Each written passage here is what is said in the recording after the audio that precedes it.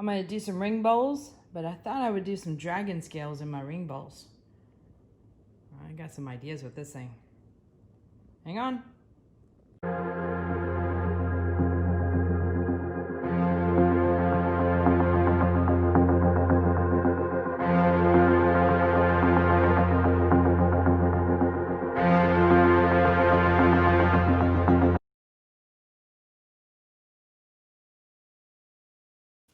Howdy, howdy, this is Clara Lawrence. Yep, you're super zoomed in.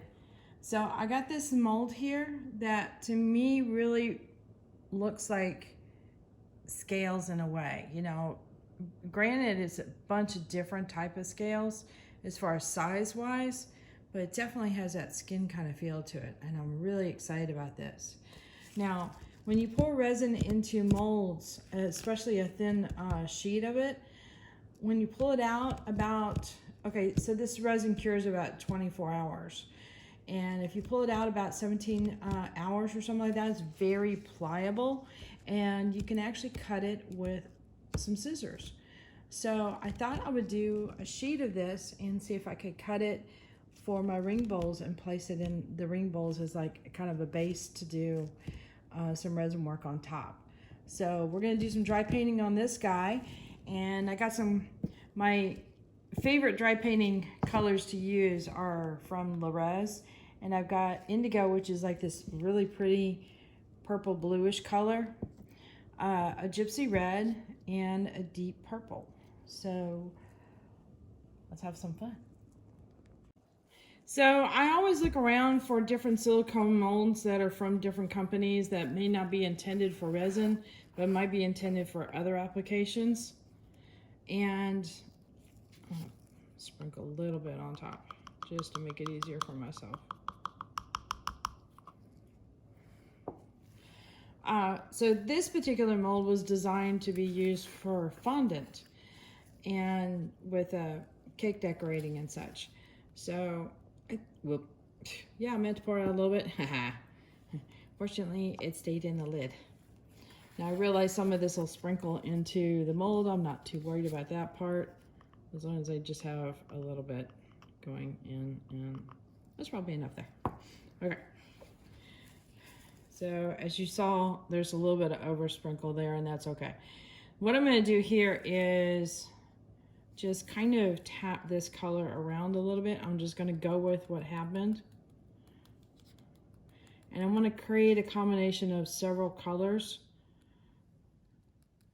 for these scales, because nobody ever is like for example, if you look at somebody's hair, and let's say we have somebody with a redhead in front of us, okay, she doesn't have one color of red. There's several shades of reds and browns and golds that make up that color when you start breaking it down.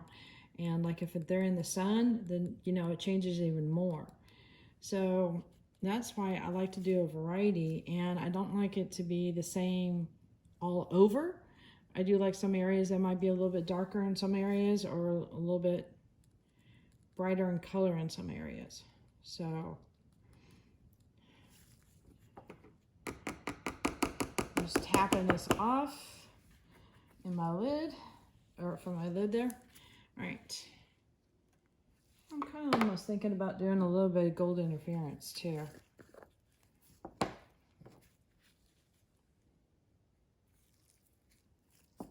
Especially after talking about the redheads and having little bits of gold in there, it might be kind of pretty to have some bits of gold.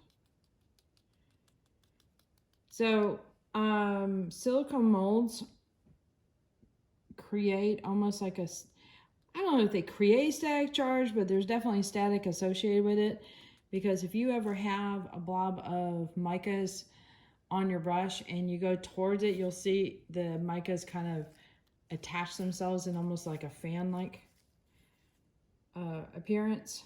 So there's definitely some kind of static charge that's going on there. And I just like to work it to my advantage. All right, let me get a couple spots that are a little heavier than others.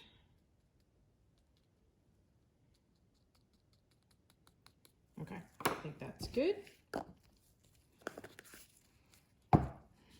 All right, I'll do a little bit of my indigo color.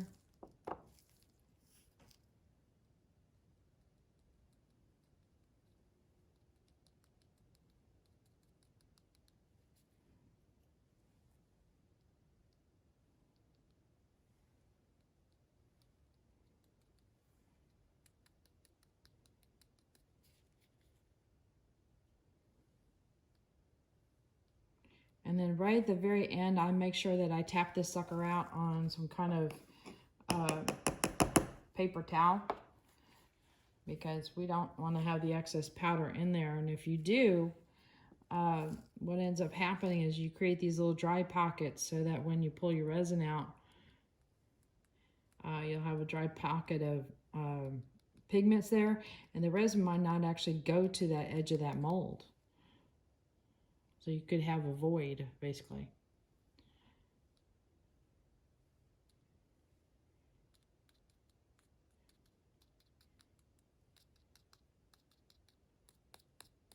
Okay. It's almost like a red, white, and blue thing, but without the white. Well, I guess the white's the background. Okay, so all I'm going to do now is just start manipulating these things around with my brush, and that will get them to blend together, incorporate together, and also cover all the areas that didn't get sprinkled. And I can add more to it if I need to.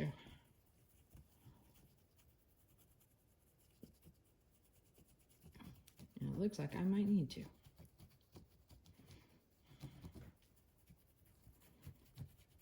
So if you do decide to use this with do this technique with a brush, I highly recommend you do it with a kind of a brush you're not that crazy about, because you'll abuse it. Just saying. So this is one of those inexpensive craft brushes that you can get like in a pack. They do have their purposes. So even as fancy artists use art supplies in all different ranges. So you know what? I think I'm going to go with a darker purple as my primary. So what I'm going to do here is just sprinkle this in areas where I think it needs it. And right now, whatever has already touched the surface is going to get painted, or is going to be the color that's going to show on the resin first. Not making sense. Probably not. Okay. So if this is the mold, and I've got color purple here, red here, and gold here, and then I apply, let's say, more green, but I've already got most of my surfaces already covered. The green might go into like little cracks areas, but it's not going to go into those areas that have already been designated as colors. And so that way, when the resin bonds with it and you pull it out of the mold, you'll see that first color that made contact with your mold. Hopefully that made sense. I guess I like to teach with my hands, or explain things with my hands, I should say. My mama's funny. She's very much a hand storyteller and is very expressive. And if you hold her hands, she can't talk. She will shut up. And my daddy loves to do that with her. When she goes into her story mode, and well, hang on, honey, hang on, he'll come. And she's like, what? It's like, okay, go ahead. And he'll grab her hands, and she gets all frustrated. It's like, I can't see anything.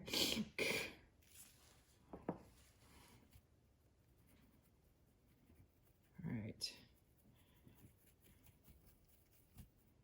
All I'm doing is making sure that everything is covered.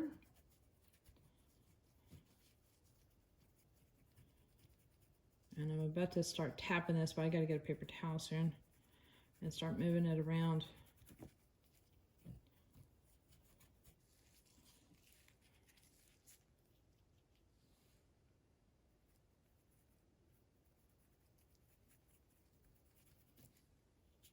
Err on the side of caution. If you want a lot of color in there, go ahead and apply more color.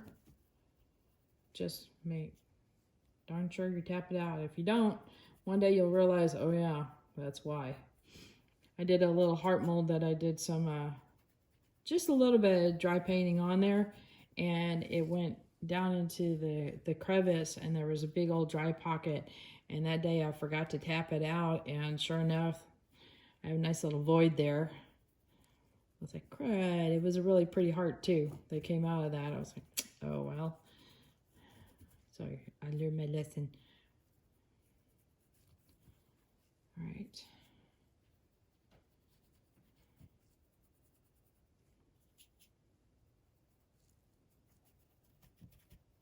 So I will put a black resin behind it, or into this mold, and that way all these colors will really shine through.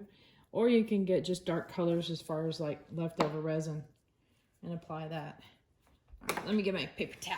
You're gonna see how much comes out.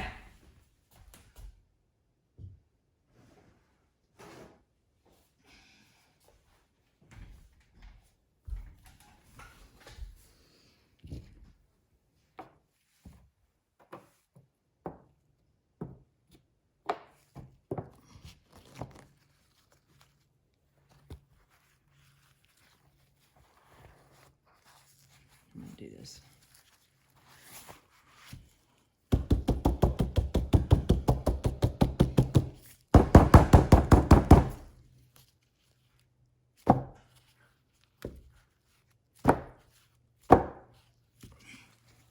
So, yeah, left quite a bit behind, but you notice everything is covered up. So, yay. All right, and I happen to have some resin already ready to use. So we're gonna pour that resin in immediately.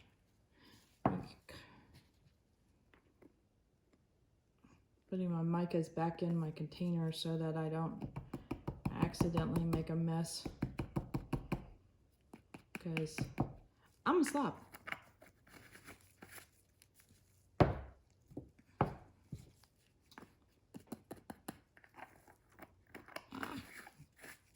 Okay, now I'm definitely making a mess. All right, so I've got some black resin that is left over, and you can see it's starting to get pretty thick.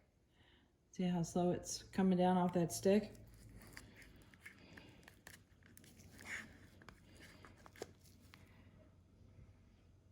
It's almost like pouring liquid taffy. Not quite that thick, but it's getting pretty. Honey-like maybe? Consistency?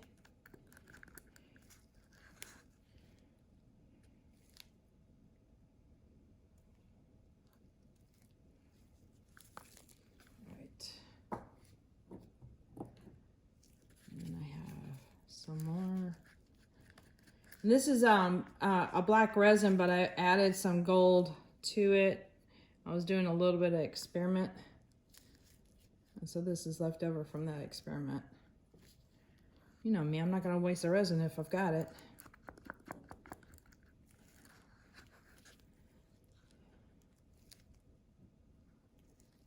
All right. Get there we go. All right, and I have a silicone brush that it's already kind of messy, so I'm just gonna use that to get it around. Now I'm not too worried about it going edge to edge,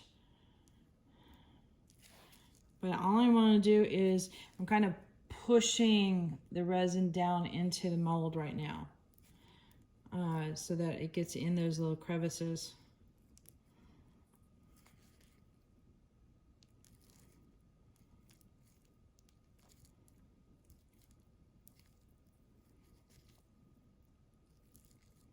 Which is not hard to do as far as pushing it down, because it's just so blooming thick.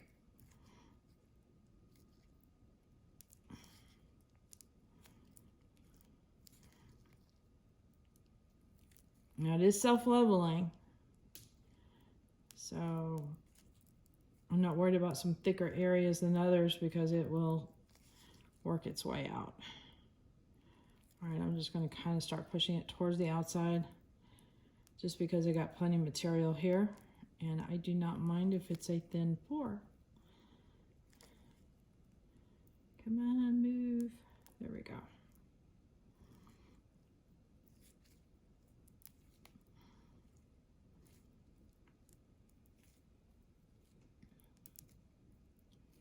So I was thinking about doing a series of videos for doing some projects and stuff. Especially since I know Christmas time is going to be really interesting for people right now, with budgets being so thin, that I'm going to be making up a bunch of smaller projects to use as Christmas presents and things like that, but also to sell as Christmas presents. But if anybody's interested, I'll share what I'm working on, and that way if you want to make the same kind of thing, you get some ideas, or if you want to take the idea and just roll with it and put your own spin on it, go right ahead.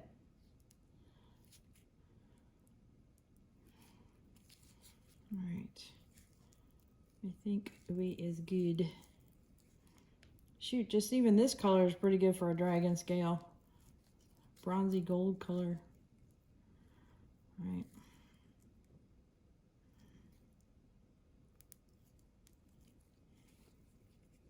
All right, so I'm gonna leave some of the resin on the silicone brush.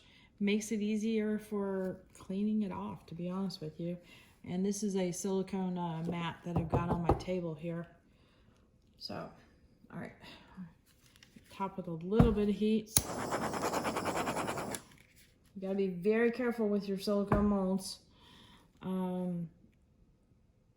I do apply heat when there's a larger area, but I know that heat in the silicone doesn't work very well, and it'll start to break down the silicone and actually bond to your resin. So you'll find, like, you pull your resin out, you'll get little tear bits and such. So if you apply heat, just know that that is a possibility. Especially those little round coaster molds that are very common on Amazon. Those things there, you just pretty much don't heat them up because they're very, very sensitive. And it may have to do with how thin the silicone is or the type of silicone that they use. I don't know. Anyway, I'm going to put this away, let it cure, and we'll see what it looks like, and cut up some little circles later.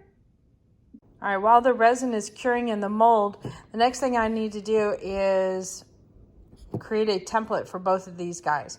Now, there's a couple different reasons why I'm creating a template. One is to find out how it sits in the bowl itself, and the second thing is, you want to have that ready for when the resin comes out, because there's that short period of time where the resin's easy to cut and when it's not easy to cut. So you want to have that ready for that moment. Anyway, so this bowl here has a little bit of a curved edge to it. So that's one of my concerns, is whether or not I can get something to lay flat. And if I get something to lay flat, will it go wide, or will it have to be like really small? If it's really small, it's going to look funny as a backdrop for a ring bowl. But if it can go large, it'll do just fine. So that's why I'm doing this. And to be honest with you, since this is a circle, I kind of went through my little things around the house. It's like, nope, needs to be bigger. To this one, nope, needs to be bigger. It's just like, nope, too big. And I ended up finding this guy out that worked just right as far as fitting in there and feeling like it was the right size. So I literally put this over top of a piece of paper, drew out a circle, and I have a little template ready to go. And if this does work, what I'll end up doing is probably cutting it out of like cardstock or something like that, something I can use over and over again. So since this is a little bit of an unusual shape with the curved edges, and it's not exactly a straight edge, it's just got a slight arc to it, that what I did is I literally put this down on a piece of paper, drew the outside edge on it, and then I went in about, the width of this brush and drew a parallel line on the inside, mocking the shape. So if the shape was curved, I would draw another shape that was still curved, but be about that brush width away, and created this little guy here. So in fact, I probably have Yep, here's my piece of paper that's been cut out.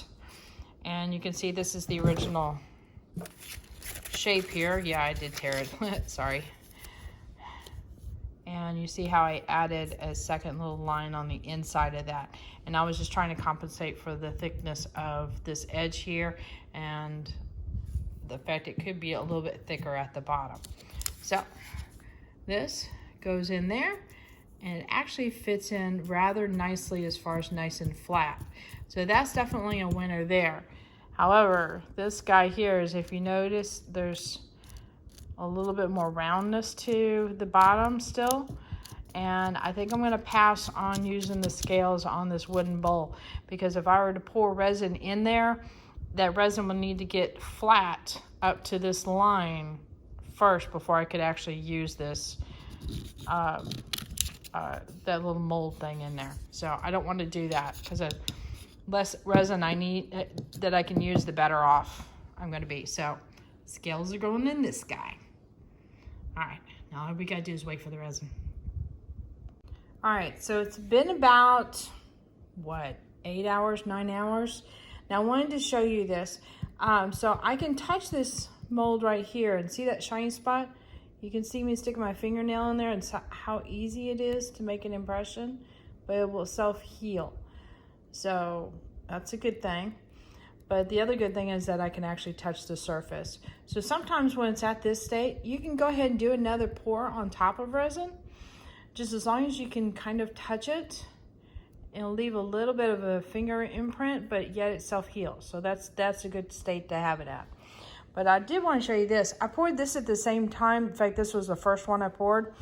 And you can pick bits of resin off of it.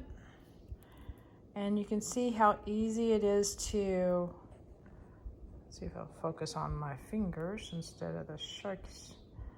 See how easy it is to shape? That's what we kind of want, but it is too early yet to pull this out. And I can almost cut it with my fingernail. Huh, interesting. Okay, but if I were to, let's see, I'm getting losing myself here. If I were to try to pull this out, it's not releasing yet. So it's not ready yet, it's getting close. So I'm gonna take this guy into the house because my hubby goes to bed early, and that way I don't have to go in and out of the house, you know, to go to the studio and stuff, and I can keep it nice and quiet. And I will continue this one in the house. And hopefully we can pull this out of the mold in a few hours, and I can cut the first one and you guys can see that. All right. Till then, later. All right, I'm sorry about the lighting. I am in my kitchen right now, and no, I'm not gonna cook me up a batch of resin, but what I did do is I drew out, using my template and a Sharpie, I drew out the pattern on this sheet of resin, and I've been checking it, and it looks like it'll come out right now, so I'm gonna take this sucker out of the mold. So let me put the phone up and get that going. Okay, so there was a spot that came across, there it is. It started to come off there, and so I'm just going to encourage it all the way around and see if I can get to releasing this mold. Now normally I would wait quite, you know, until tomorrow morning, but I want to be able to cut this easily with scissors, and it's a lot easier when it's pliable like it will be. In fact, if you want to shape resin and you can get to this stage where you can peel it off of silicone and it's still self-heal, then you're good to shape it around something, secure it, and let it fully cure. Oh, this would have been a great ASMR video, but oh well. Ooh, I'm loving the colors, I can tell you that. Somebody had asked me once, so how did you do that without reacting. I think this would have been a hard one not to react. So I ended up getting a bunch of bubbles, but in this case, it really works to my advantage because it definitely gives it a, you see how movable this stuff is right now? It's very pliable. Look at the texture on this. That feels like something could come off of like an alligator, some kind of reptile. Definitely. Okay, so that's why I want it at when I want to cut it. And because if you've ever cut cured resin, just, yeah, it is a headache. It is a pain in the butt. It is possible. I wouldn't recommend it with scissors, but look, see, you can just cut this stuff pretty smooth. And if you can get a line going across, go for it. I tried to bump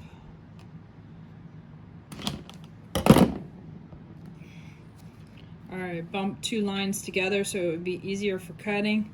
You know, just think about, you know, all those little projects at school or, you know, or as an adult and you had to cut out little things. When you bump up the lines next to each other, it made life a little easier for cutting out repetitious stuff. Yeah, kind of think of the same thing here if you're doing multiples. Now, when it's at this stage, if you stick resin on top of each other here, it can kind of stick together, and when it does cure, it can be really hard to get apart. It will come apart, but sometimes if it gets a real good flat seal with the other one, it could be a booger.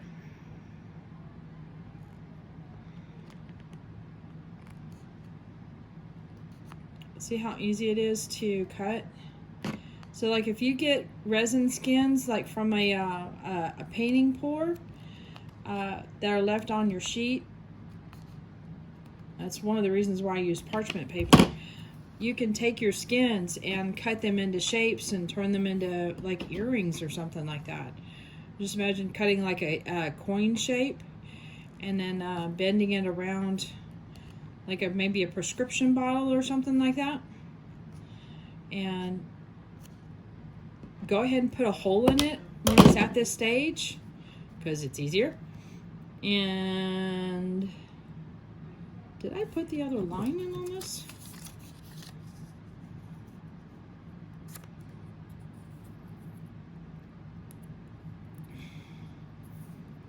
I'm going to use this.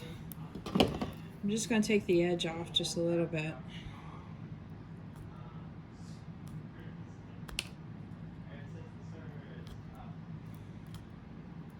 I'm going to take a chance. I don't know what this is going to do if I put this in this ceramic dish. I just shot my little string of resin across my kitchen. I'm just hoping it's not going to stick to the bowl. Oh, good Lord.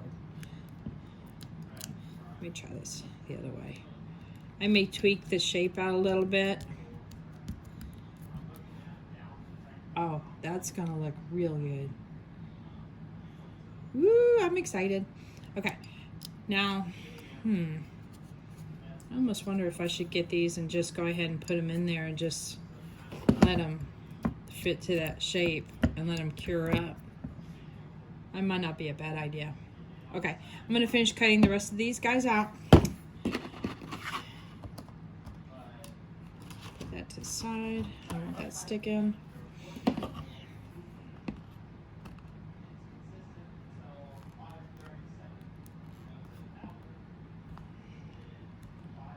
I'm excited. Go ahead and do the middle.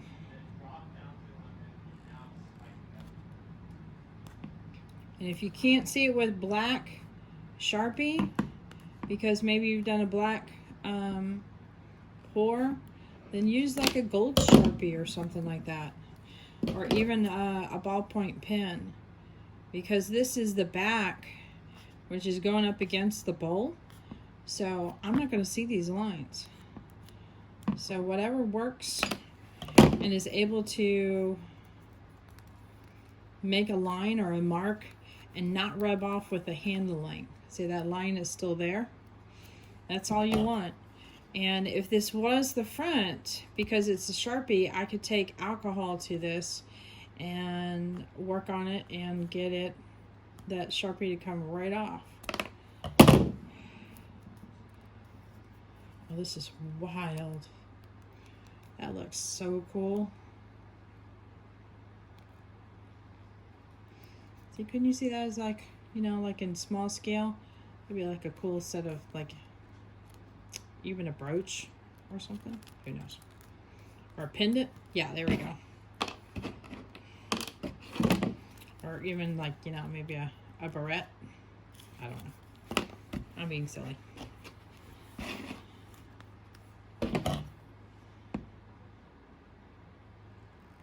Well, I'll put a link in the description for this mold if you guys want to play with some scales of your own. I mean, they're not like true scales where scales that are the same shape, but it definitely has a rough reptilian feel to it. Especially if you use the right colors. There is a little bit of a luminescence look in here, which is really pretty, and that's that indigo that did that. And if you get anything that has a color shifty look to it, let me zoom it in. See, there's like a luminescent quality even with the reds.